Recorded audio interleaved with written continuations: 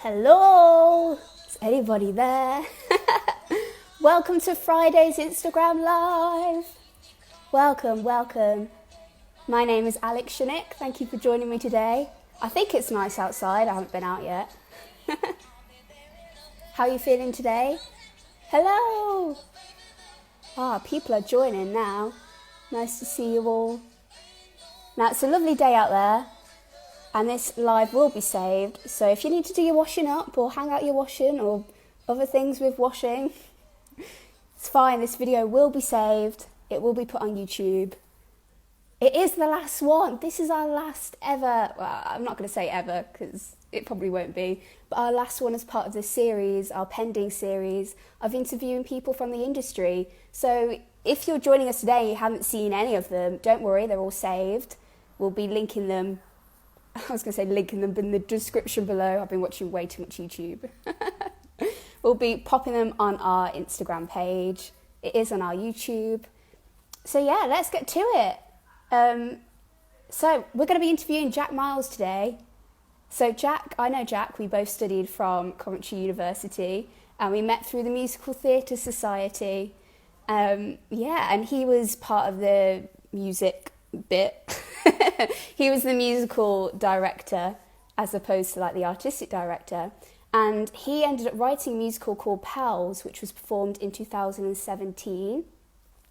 I think he's here, he'll be joining us very soon, but just a little bit of info about Jack. So after he studied at Coventry University, where he studied music composition, I believe, is that correct? Potentially. He went on to study an MA in musical theatre writing from Goldsmith University. And he's written The Problems with Fletcher Mott, Adeline, St Anne Comes Home, and Adeline, I think I'm saying that right, is being produced by the Taximan Productions and will be performed at the Edinburgh Fringe next year.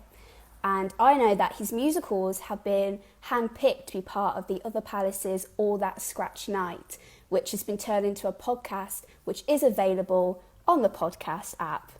We are not sponsored by podcast, although I do listen to a lot of them. So, Jack, if you want to join us, I think there's like a button down below. And for those of you watching, if you want to ask any questions, there's a little question mark. If you click that, you can ask away and we will hopefully leave enough time. We will leave enough time to answer them. So, here we go. Da-da-da-da. Technology, eh? It's mad, isn't it? I'm getting better, though. Yay, we did it! We did it! Amazing. Stage 1 complete. You can hear me and everything. Yeah, if people have problems with seeing us, hearing us, let us know. And I mean, we'll try and fix them. I don't know what I'd do, but... I got no clue. I'm going to be honest with you, I will be no help during that part. I don't know. Just wait until they can hear us, I guess. Anyway, how are you? I'm very well, thank you. How are you? Yeah, I'm good. I've had a coffee, so, you know... Pumped up. I am. I'm very excited. Wonderful. I want to know, Jack, like a good question to get us started is how did you begin lyric writing, songwriting? How did you venture into that pathway? So I first started writing songs when I was about 14, 15. They were comedy duo songs in high school. We formed I basically discovered Tenacious D and thought, Jack Black. I'm going to be Jack Black now. I'm going to be Jack Black. So we wrote some songs. We wrote a song about Moonbase. We wrote a song about Gordon Brown. We were very topical, up to date. Where can we find these songs, or are they hidden? They are on YouTube. They are. Yeah. I shouldn't have said anything. But that was kind of what kickstarted it. I didn't really. I mean, I had piano lessons growing up, but I was more interested in what was on my piano teacher, the games on my piano teacher's computer. I didn't really invest in the piano, and it was when I picked up a guitar that I was like, I get this now. I understand. That was your instrument for you. You were the chosen one. Yeah. I had 5 years of drum lessons that I was stuck on the same like pattern for those 5 years. I was trying to learn the same damn pattern. So, but yeah, it's so that was my first. That was my in. I didn't really start thinking about writing for the theatre until my dad asked me to write a musical for his school. He's a primary school teacher.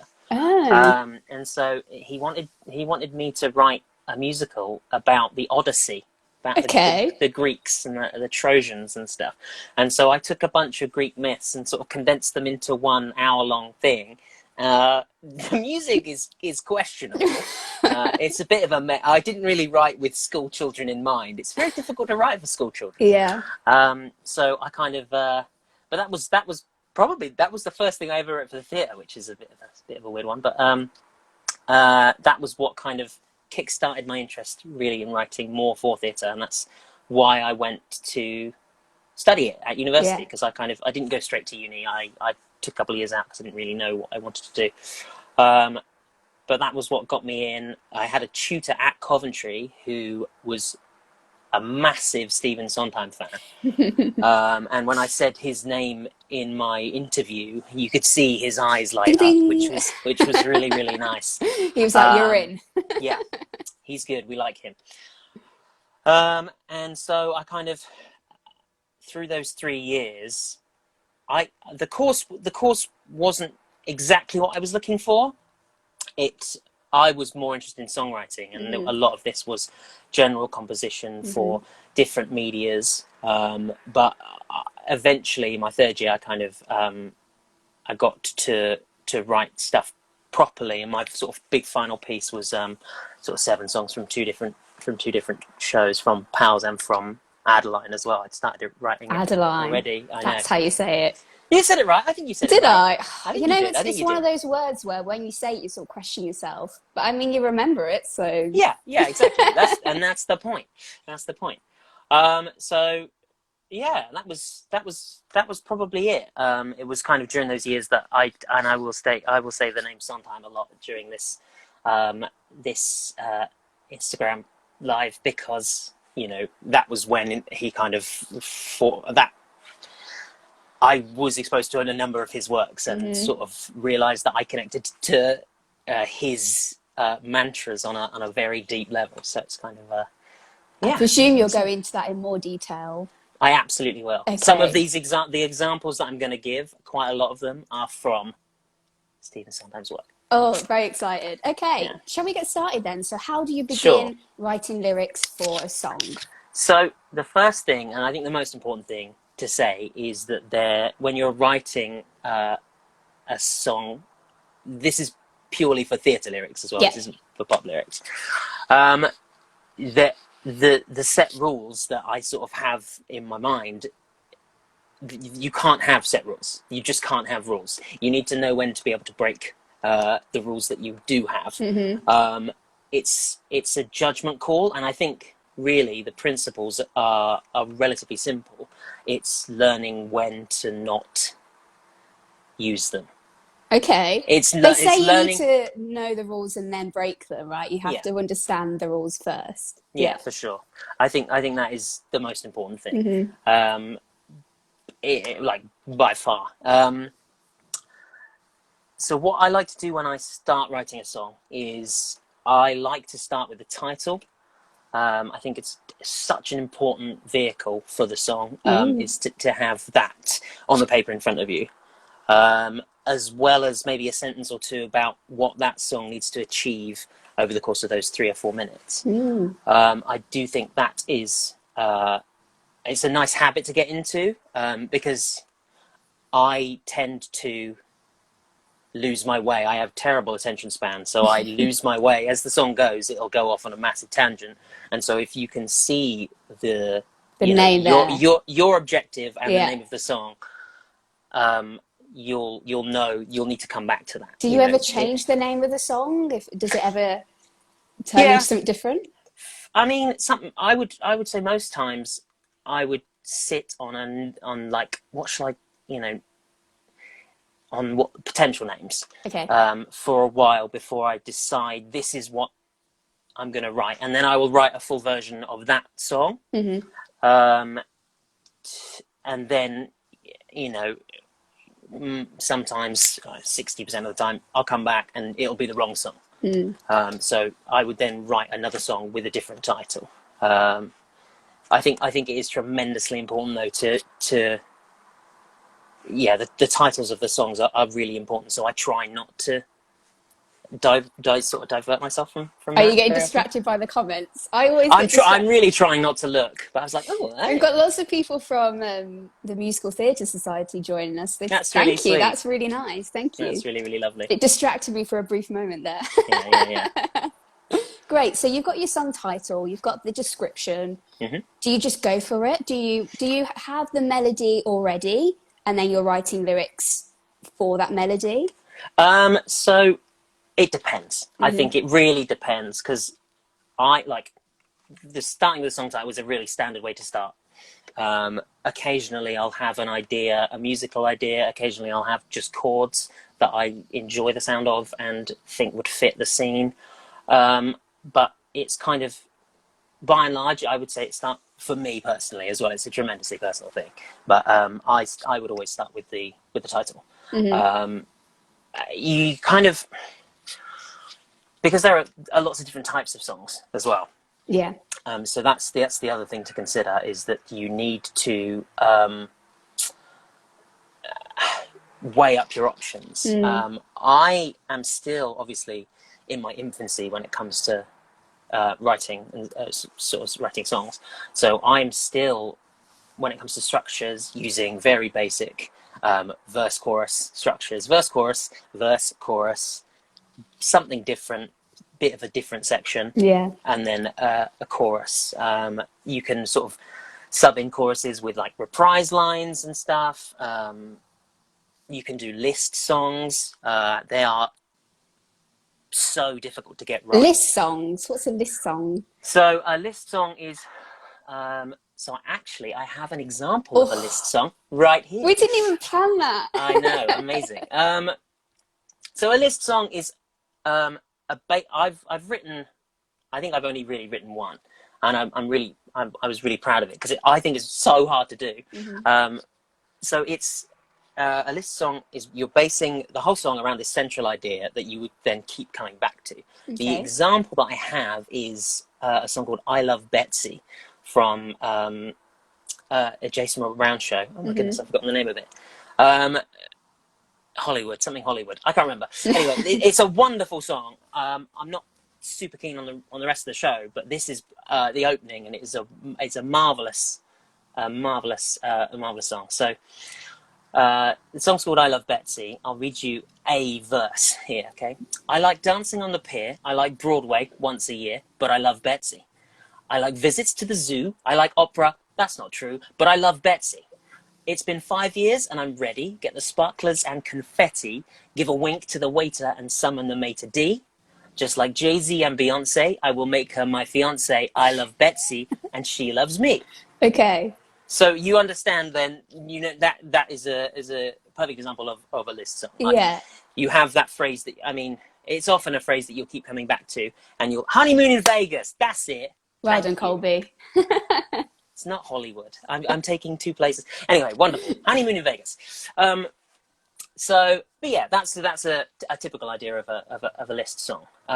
You have to, the idea, what I think is so difficult about writing a list song is that you have to have so many abstract ideas. Like, you can't have, they can't all be tied to the same thing, but they must be connected to this central theme.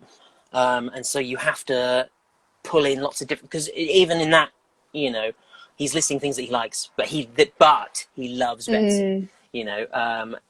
So it's a compare and contrast kind of thing. But that's kind of a typical idea of a list song. And it's interesting actually, because in prepping for this chat, I was kind of examining like other ideas and things that mix as well. I did like songs that mix styles, and She Used to Be Mine is a wonderful one, obviously a wonderful song, but I've never like sat and read the lyrics before, but it's that the chorus of that, I'm not going to read that whole thing out, but the chorus of that's a list song, but then the rest of it is world building, and it's you know, so she sort of Sarah Bareilles has mixed up song types, which is very difficult to do. Because that change of pace, as an audience member, you're going to notice it. And I think once you become aware of what the writer is trying to do, you're not paying attention to the actual song at all. You know, so to be you need to remain involved in what's going on at the stage. So that's particularly clever. Yeah. So what have we got next? Just trying to think. Right. Because there's so many principles I had to prep. I had to write them down because I'm going to miss stuff otherwise. I think this is coming back to my titles idea. I wrote a song for The Problem with Fletcher and Mott. I wrote a song for the second version we did called The Early Years. And this is a good example of why a title is so important.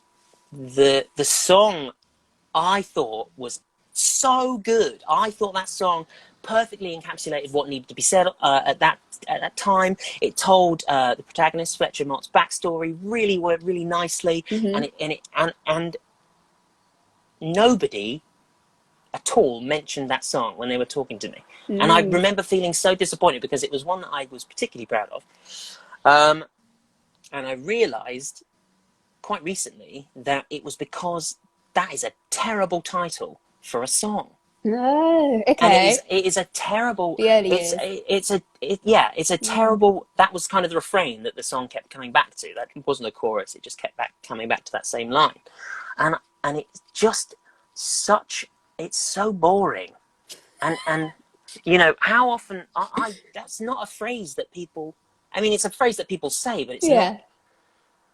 You want it to feel natural, and you know the early years because he's sort of describing his life so far. You don't ever say, "Oh, those were the early years." Yeah. You know, he's not 80 giving it's a bit more like a chapter from a Charles Dickens novel. Yeah, exactly. Pip's early years. Yeah. And it doesn't. So it didn't fit properly, despite how, you know, I thought the song was marvelously written and the lyrics were everything fitted together really nicely. It had a really nice chord progression and everything. It just didn't work because the title that I had tied the idea of that song to was wrong. And I think that was a really valuable lesson for me. So what did you change it to? I'm sure we're dying to know. Well, that's currently the last time we'd done that show. But we did a version in September as part of my MA. That was the show I wrote as you know, that was my final project for my MA. And we did the show again 4 months later. So I had 4 months to rewrite. I rewrote the whole show.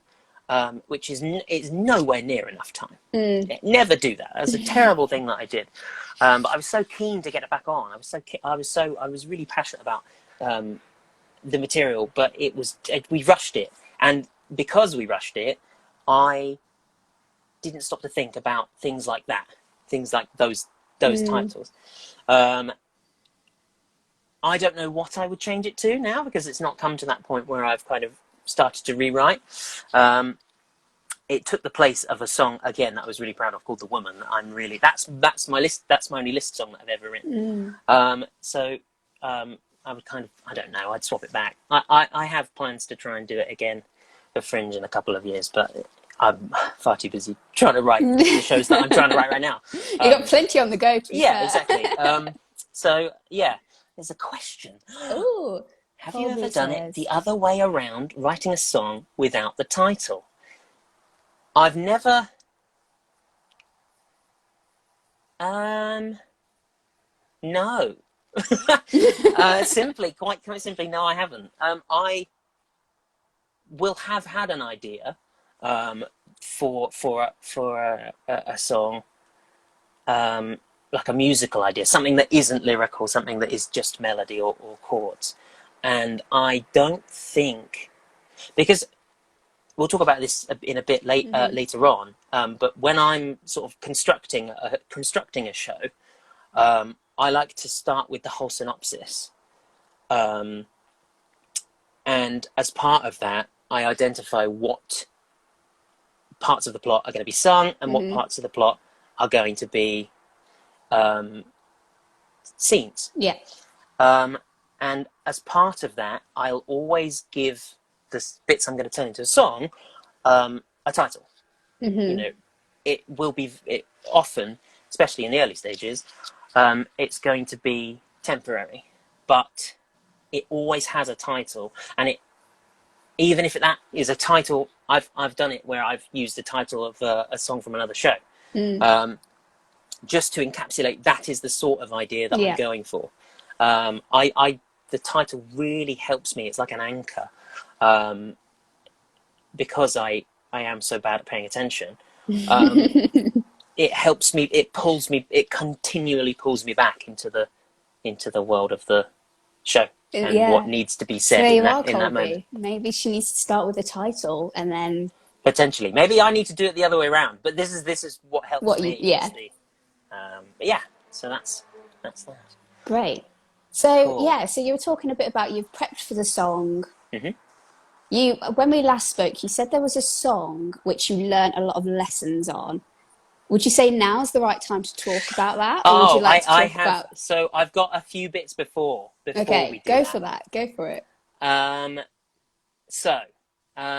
These are things that I kind of do during the writing. Oh my goodness, it's 25 minutes past. I've spoken about that for a long time. It's all right. So there's a couple of things that I sort of would do during. Some rules that I really continually wash over myself when I'm writing. The words that you need to be careful of when you're writing a song. I hate, and I think it is appalling, to use the word just unless it is absolutely called for. I think just is the bane of people who write lyrics for theatre.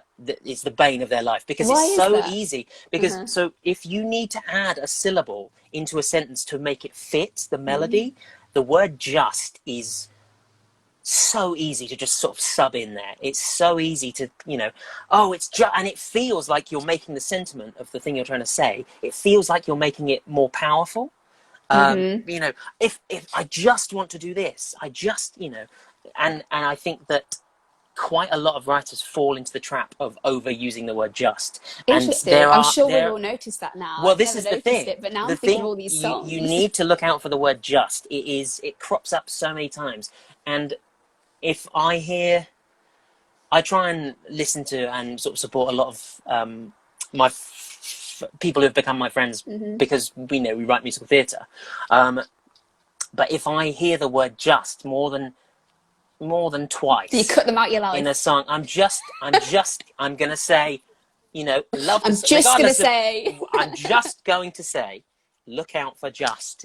Just is and it's something that I catch myself doing and then have to revise the lyrics that I've written because I'm like, I used the word just.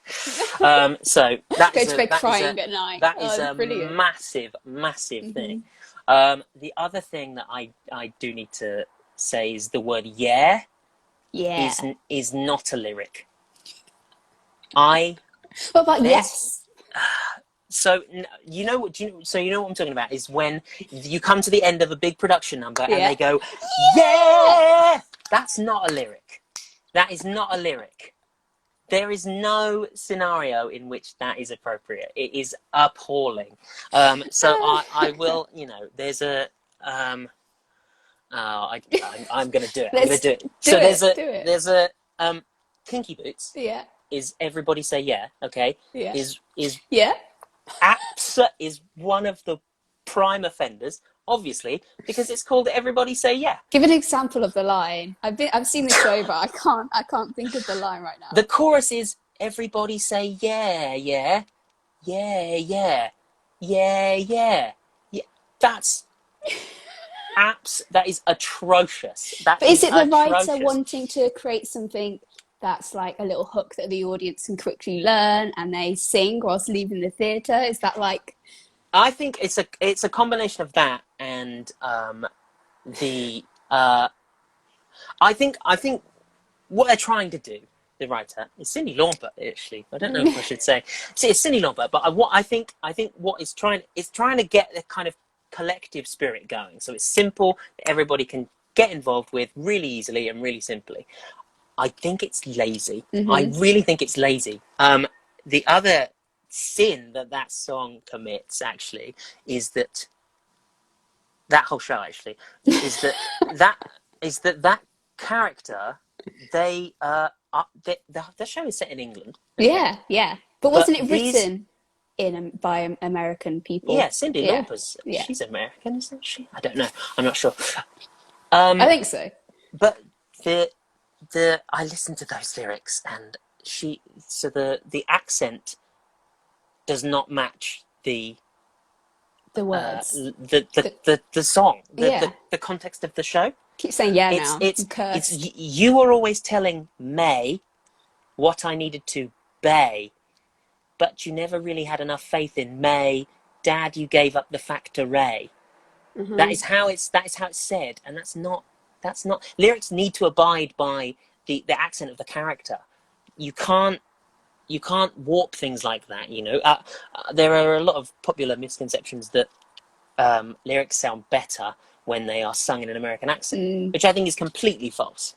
I mean, we can end up going down a whole, because I think Kinky Boots was first performed in America. I think I don't know. I haven't researched this.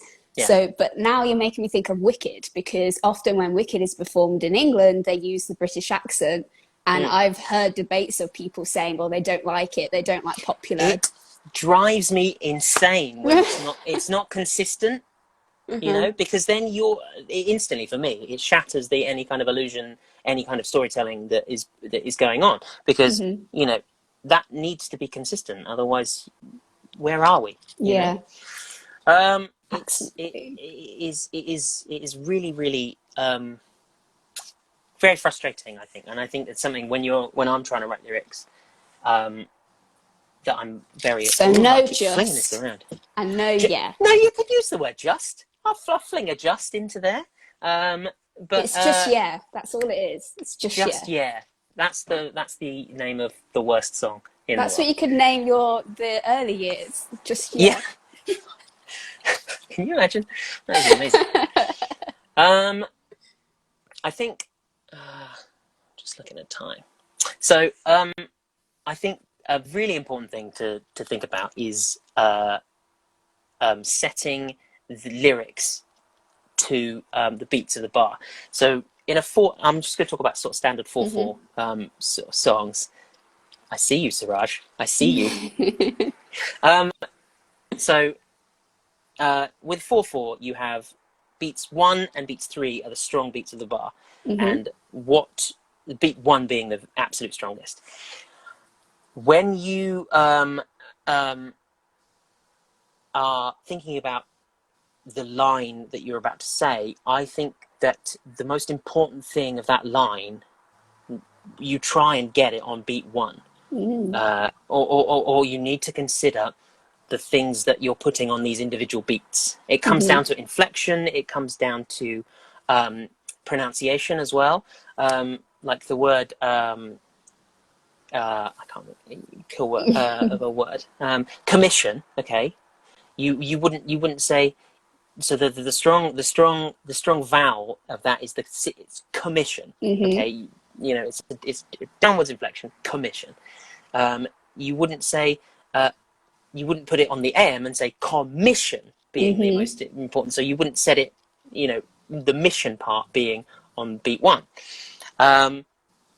It's difficult to find examples of this that have made it into final versions of songs, because obviously that kind of stuff gets polished out in early drafts. Yeah. So it's something that you need to really be quite aware of. But it's I really wouldn't have even thought of that. That's yeah. It's really thing, interesting. But... Yeah. So here is an example from Waitress that is bad.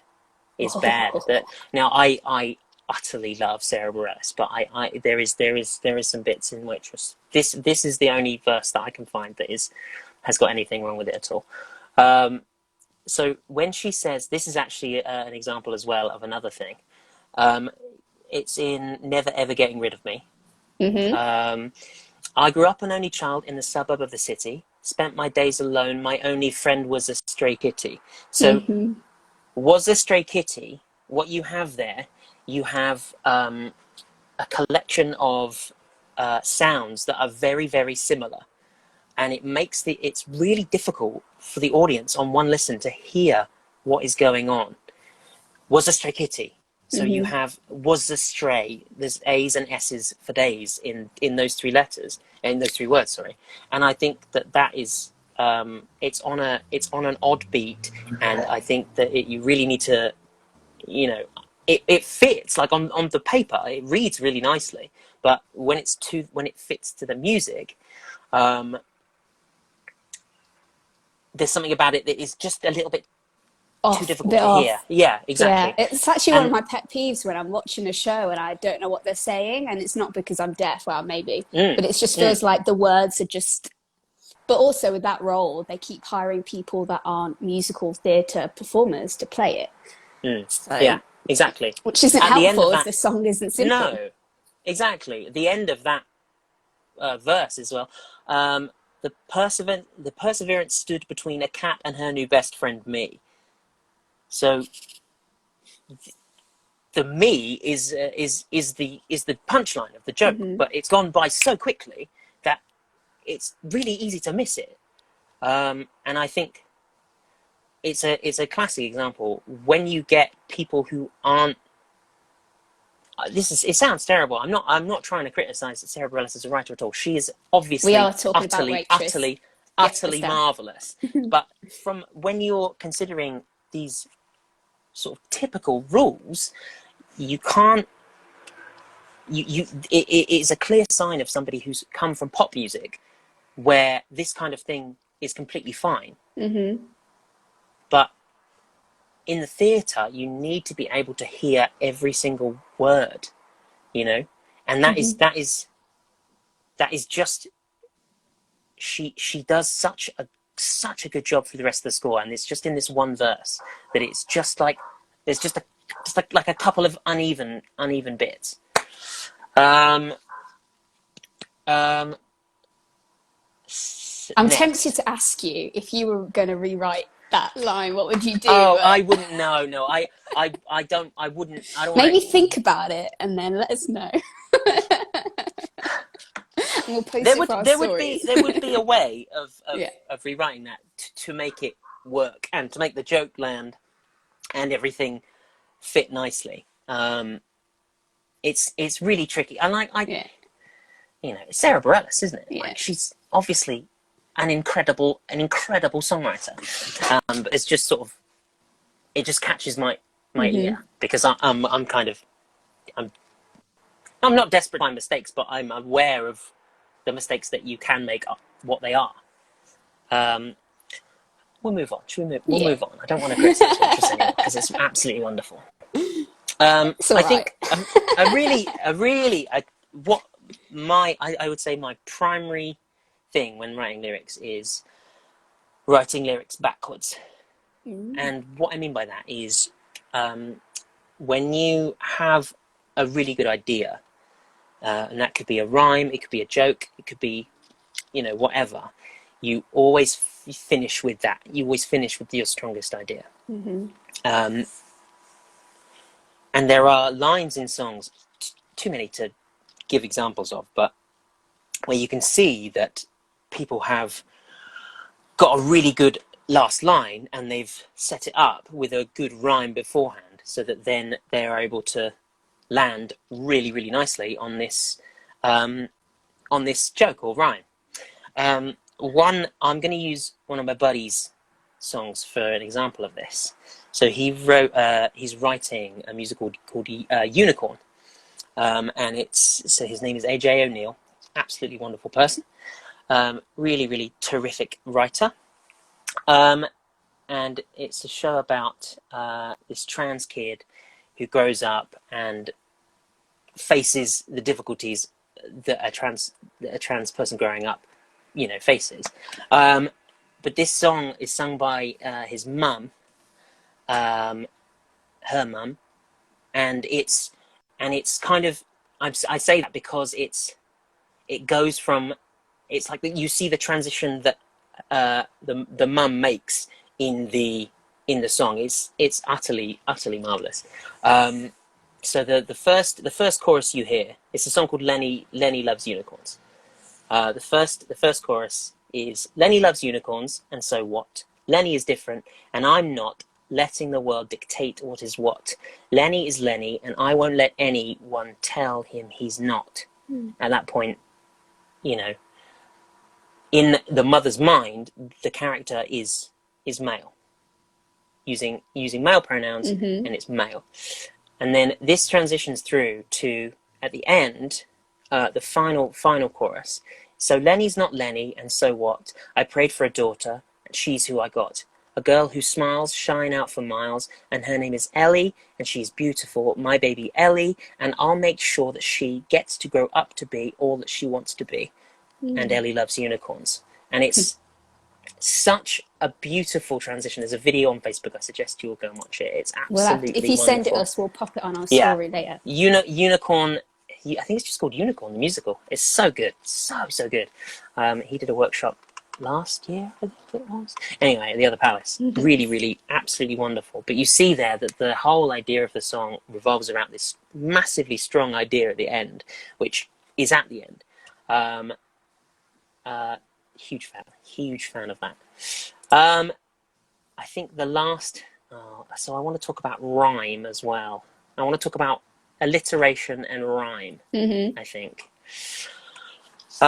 Alliteration, this is something that I'm a prime offender of. When you're using alliteration, you think that alliteration punctuates the sentence and makes it more powerful. I think very rarely it does. Yeah, I think it's a big, it's like one of those things that you kind of write it and you think, oh, this is clever. This is very clever. But actually you pull off and you it's very obvious that you're trying to make a point, that you're using alliteration. I will give you a cracking example of alliteration used very, very well. Stephen Sondheim, here we go. It's a song called Pretty Little Picture from A Funny Thing Happened on the Way to the Forum. Throughout the song, what he's doing is the protagonist is building these massive, beautiful images using gushing language, and it's really lovely. And the last, Sondheim uses alliteration throughout the song, but this last verse is the best one. So I'll read it now. It's so good, so good. In the cottage of cypress trees, seashells dotting the door, boy and bride live a life of ease, doing nothing but what they please. Every night when the stars appear, there's nothing more to see or hear. There's just the shore where the lovers lie, the sand and the sea and the stars in the sky, and the sound of a soft little satisfied sigh. So it's like he builds it as it goes on. Yeah. Yeah. And gradually, like he starts off. I won't read them all. I would happily do it, but I won't. We should do like a day live stream, just talking about Jack it. reads Sondheim lyrics. I mean, I'm so here for it. I am so here for it. I'll do it daily. We have, so he gradually uses more. I think he uses 4, and then he uses 7, and then he builds up to this massive one at the end. And it really, it is still using, you notice it. You notice that he's using alliteration, but you're like, it fits completely. And so in songs, I have never, I use 2, and trying to use 2 is as far as I dare go. I daren't, because when you use 3, it's like, people are going to notice a pattern. And so I don't want to draw any attention to it. 2 is as much as I dare go currently. That is from A Funny Thing Happened on the Way to the Forum. Elliot. Let's make Elliot now. Rhyme. Yes. So, this is the last thing I'll talk about before we do my big example. Okay. There's a massive discussion going on about, constantly, about whether using half rhymes versus using perfect rhymes. Okay. What's an example of a half rhyme? Where like half the word rhymes? It kind of sounds similar. Like it kind of sounds rhymes. similar. Right. So let me find an example. So in this sort of song that I'm going to read out to you, I use hypothetical and incredible. That's something, they sound alike, especially, I mean, Lin-Manuel Miranda does it A lot, yeah. countless times in Hamilton. It's constant because, you know, there's only so many perfect rhymes. And I think, personally, I think that the kind of old ways of perfect rhyme and nothing else in the theatre, I don't think people care anymore. I really think that with the sort of pop music mentality of half rhymes, I think has permeated people's ears enough now that they accept it as a rhyme even though it isn't really. There is something more satisfying about a rhyme that rhymes perfectly, you know, something that especially, I mean, in myself, I'm talking from my experience, it feels so much, it feels so good when something rhymes really nicely and it falls properly. But I think there are, you know, you can be equally as clever with half rhymes. I think it's really a thing that I think only writers care about using perfect rhymes. I don't think there are that many people. I think you're making me think about this now, and I feel like I sometimes get annoyed. I think one example I'm trying to think of is the Mean Girls musical, which everyone has opinions on, but I'm sure there's one rhyme, I think in Apex Predator, where it's, I guess, an example of a half rhyme, but it annoys me because I feel like there'd be other words that could rhyme with it. Now, for the life of me, I can't think of the example, but I feel like when there's a word that could rhyme and they haven't chose it, I do get annoyed, but maybe that's just me. Yeah, it is tricky, and I think writing lyrics is such a writing good lyrics is such a laborious thing. It's so difficult to do, and I think that's why I wanted to call it writing and rewriting. Because it's easier to do a half rhyme. It's easier to take that option, but it's more satisfying for the listener, for the audience, and then ultimately for yourself. If you think, okay, I've really worked on that line, and I found this rhyme, and I found that this fits the sentiment of what I'm trying to say, and so I think that it's just a case of working for it, which hopefully I'm going to demonstrate now with my nice song segue. that I'm gonna. Yeah, it was good, wasn't it? I was quite proud of that one. So the song that I'm going to read you some lyrics from is a song called "Brunch," from We're all the a show fan that well, exactly. The show that I'm writing at the moment called Adeline, the one I mentioned earlier. Fringe next year. It should have been this year. It will now be next year. Who's sad? Me. Relatable. Everybody. Yeah. So I'll give you a little bit of context. This is the first time you meet Adeline's sister, Courtney, who is big on social media. She loves social media. She's an absolute fiend, for want of a better word. She's trying to become like a foodie kind of blogger kind of person. A lot of millennial tropes, I would say, fit this character. Very fun to write. Absolutely so much fun to write.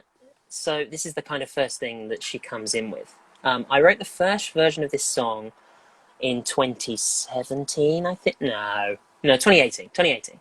And then have revised it twice more. So I did one last year and I did one a couple of weeks ago. And what I'll do is I'll just talk you through the original, and then I'll talk you through the changes that I've made subsequently because of the things that I've learned. So here we go. It's very quick. I will slow it down, and I won't sing the melody because I can't. Well, you can if you want. We won't mind. I'm not gonna burden anybody with that. So the song goes: "My diet's under scrutinies. The thing that you could do with these, you take the opportunities you're wasting. You could eat it if you cared to. I've tried so hard to prepare you. There's a whole new world out there you could be tasting. I feel a bit concerned because I know deep down you yearn to find healthy alternatives to lunch. I know you think it's a crime, but if you wonder what the time is, it's 11:49, and so it's brunch. Okay, so that's the first verse. Second one. Fruit and veg, you won't believe it. In a smoothie, guarantee it. No, 'cause sis, all that you need is variations. Avocado is delicious and it's pretty damn nutritious. For dessert, the only biscuits with the raisins. They say it's a millennial. That's all hypothetical. It just tastes so incredible to munch.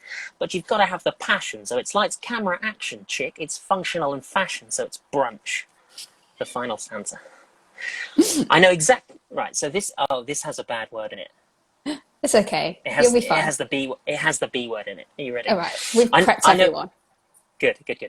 I know exactly what you mean. I know this girl called Angelina. She's a two-faced, loudmouth teen, a total bitch, too. She's hardly highfalutin, and that fact was clearly proven because she had no clue that gluten was her issue. I say that. That's how the melody goes. I'm not. I know how to say these words. That's just how the melody goes. When I said it's best avoided, she looked very disappointed. With her bum stuck to the toilet, I'd a hunch. And while I hate to spoil the party, she was very arty-farty. There's no calm and crass, no smarty pants at brunch. So that was the very first version of the song. And there's some good stuff in there. There's some funny stuff in there. But I knew it could be improved and was subsequently told that it should be improved by everyone I asked. So...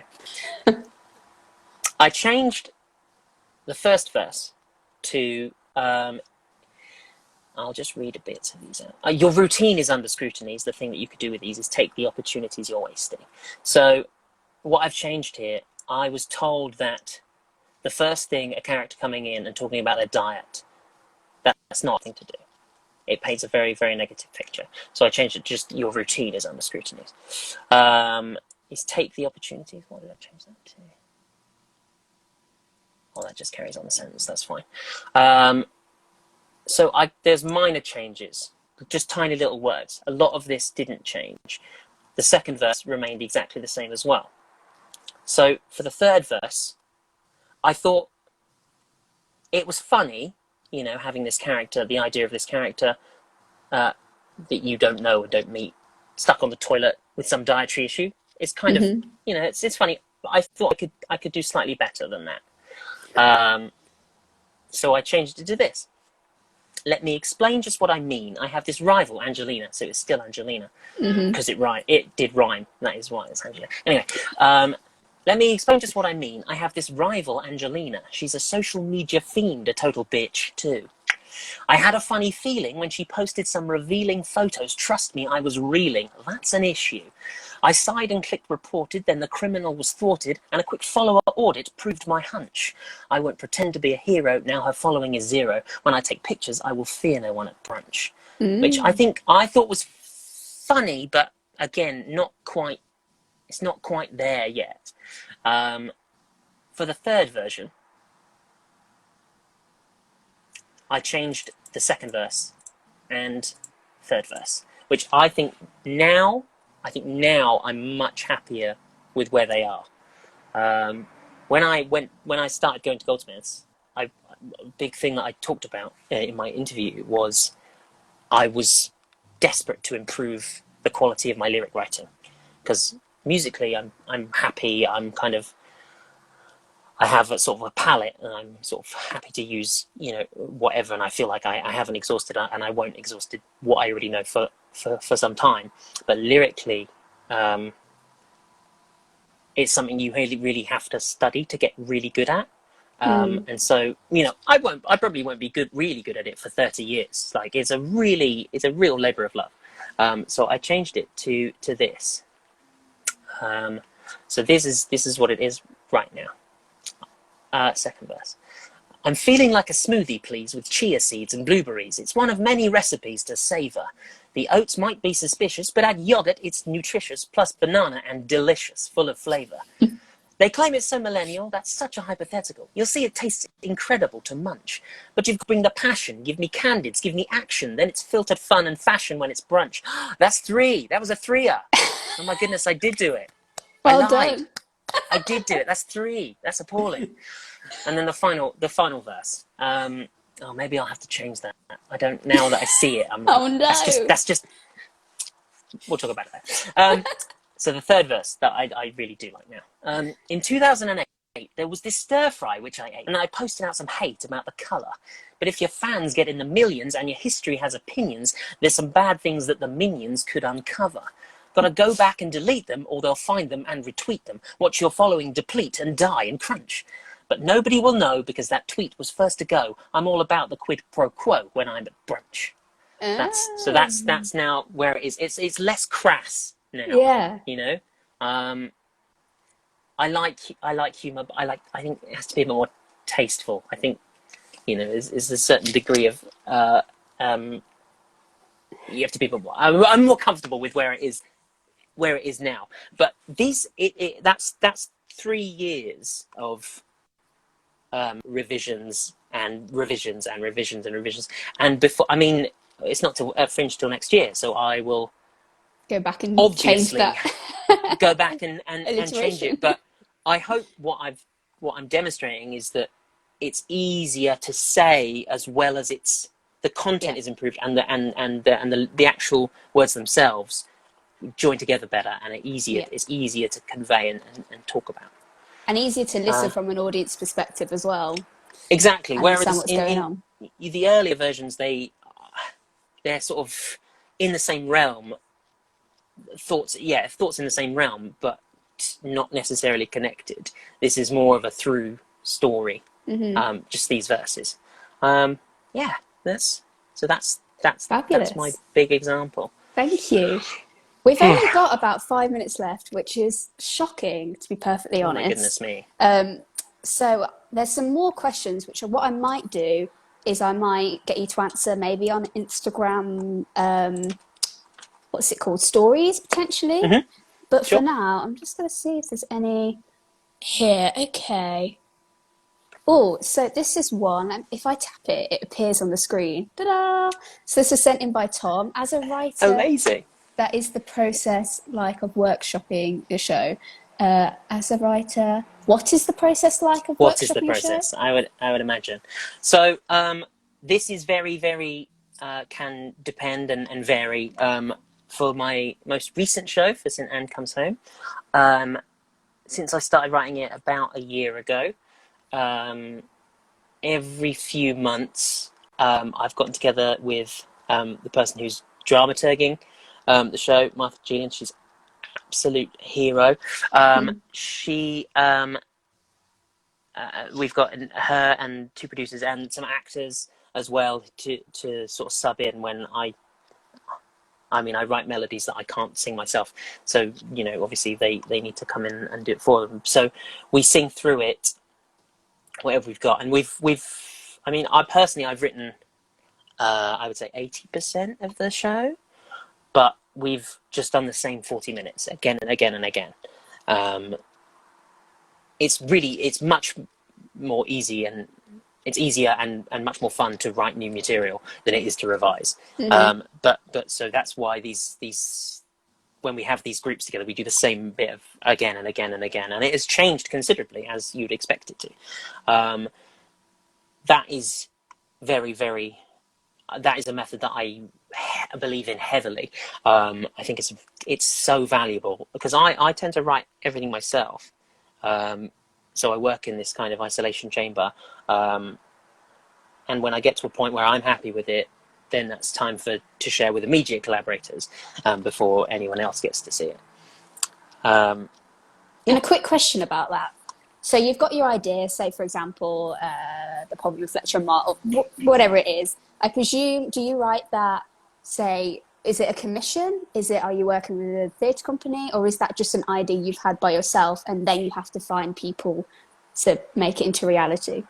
The musicals I've worked on so far have been, I've had an idea. I've found somebody who also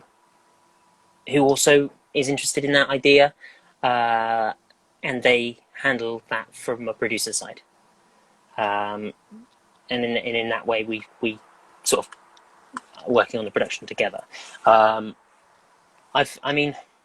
idea of it, I'm very, very, because it takes so much effort to write something. It's very tricky to find that personally. I've not found that yet somebody's never brought me an idea and be like, oh my God, that is amazing. That's so good. And make it juicy enough to get my teeth into, because I'm particularly interested in telling original stories that have never been told before across any medium. So not adaptations. I mean, if the right story was to come across, to me, then I, would obviously write it. But I've not. It's all been completely original stuff. So I'm particularly drawn to those kind of stories. I don't want to hear the same thing again in a different way. That's that. Fantastic. And just a last question. I think I started 2 minutes late, so any advice to aspiring people who want to write songs for musical theatre? Any advice, just to finish us off? I think that you need to... there's a couple of things. I think that you need to write honestly. You need to write stuff that you believe in. It's really, really easy to sort of regurgitate ideas that other people have had. The same old metaphors, the same old sort of imagery. I think that you need to try and be as original as possible. You can take influence from people, obviously, and you're going to, and I do, and everybody does. But I think that you need to... It's like a lifelong journey to figure out what you're trying to say with the work that you do. And I think, the sooner you can get your head round that's what you're trying to do, I think that's a really, really good place to start. The other thing I would say is you need to surround yourself with people who are happy to, and you're happy to hear it, to challenge your work. I think that is, especially because I work by myself a lot of the time, I think that you need to have a system in place in which you say, hey, what do you think about this idea? Because I really love it. And you need to be okay with them saying, it's not your best. This is not good. This is terrible. This is really bad. I think it is such a valuable commodity to have people that are willing to tell you when the stuff that you're writing is not as good as it needs to be, as good as it could be, and as good as it needs to be. How do you find those people? If you're, I mean, for those watching who want to send things to Car Crash, we will happily critique your work. But if you're, how did you find those people? Was it when you were studying your master's or your degree, or do you just ask your friends? I think it depends, really, because, I mean, I have found a few people, I've worked with people before who I'm sort of happy to listen to what I'm writing now and offer feedback. And that's the directors, the actors in the piece. I was having a fantastic chat. We swapped material. He sent me some songs and I sent him a show, and he was like, okay, here's the things that are wrong with your show. I was like, here's the things that are wrong with your songs. It's such a useful thing, and I think you just kind of happen upon these kind of relationships. You get to a point, especially if you trust what they're doing creatively, you get to a point where you trust them with your work as well. So it's something I think you have to work for and look for, but I think that's where the good stuff is, because especially if they're fussy as well with what they like, which does seem to, it just by chance seems to be the kind of people that I'm drawn to creatively. If you can get it past them and they think that this has actually got some legs, I think you'll meet with a much more positive response when you sort of put it out into the wider world. Great. Well, thank you very much. I think that concludes today, and it concludes our 5 weeks of interviewing people. So thank you for being our last one. Thank you to the people watching. We've got loads more planned for the month of June, which we'll be posting, I'm sure, on our Instagram later. And I hope everyone has a really good day. Oh, we have one last question from Danielle. If anyone has any more questions, we can find a way of Jack answering them on our Instagram a bit later, so we don't run out of time. Goodbye. Bye. Goodbye.